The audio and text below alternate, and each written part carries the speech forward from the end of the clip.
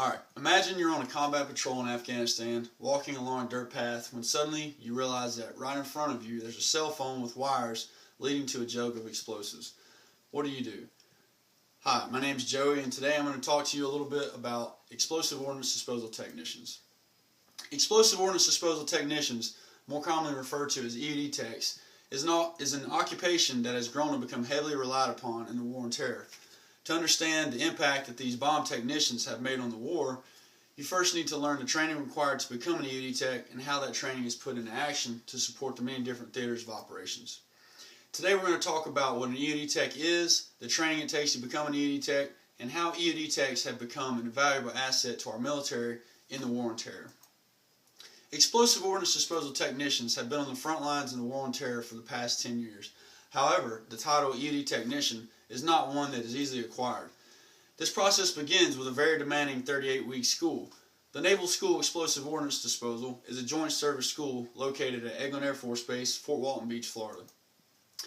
First, before a service member attends the EOD school, he or she should have a few basic skills in order to become successful. First, the student must volunteer for the job. He or she should then have reading comprehension, hands-on application skills, and a trustworthy character. The trustworthy character comes into play because the candidate must also be able to obtain a security clearance. Testing during school can be very intense, not only in the classroom setting, but also in practical application skills.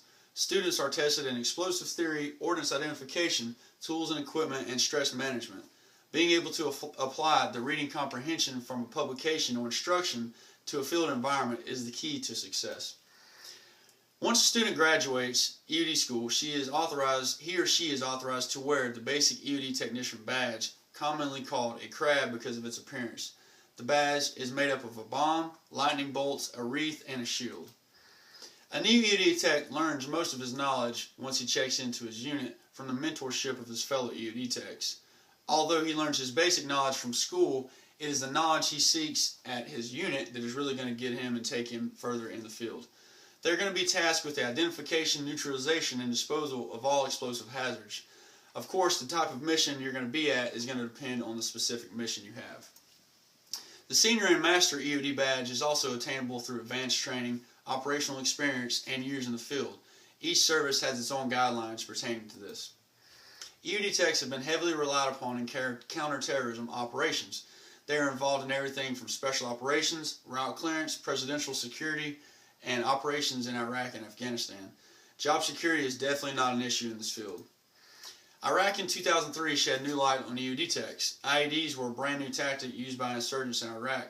This caught U.S. forces off guard, and our vulnerability could be seen by the lack of armored vehicles we had in our arsenal. Of course, EOD techs answered the call, keeping troops safe through the neutralization of the IEDs and also training units on counter-IED operations.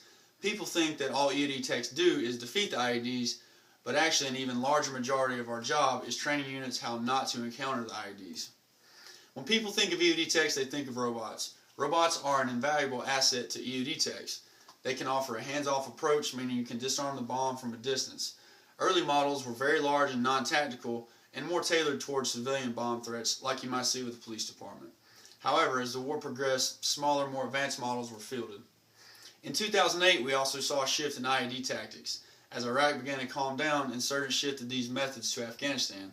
Another problem was that the rugged terrain of Afghanistan led to more hands-on approaches because in rough terrain, EOD techs have to move on foot, therefore cannot carry robots and heavier equipment. This is obviously more dangerous due to having to work right on top of the bomb. As time has gone on, though, more effective hands-on methods have been developed from lessons learned. Since September 11, 2001, more than 112 EOD technicians have been killed in the war on terror.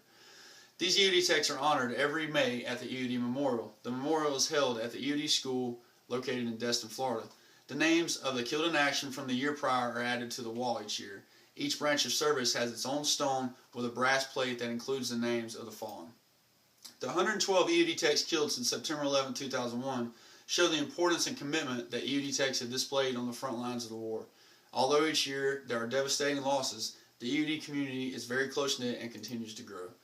In this presentation, we have discussed many topics about EOD technicians, including the training involved to become an EOD tech, different EOD missions, and how they pertain to the war on terror. I hope after today you have a newfound respect for these bomb technicians.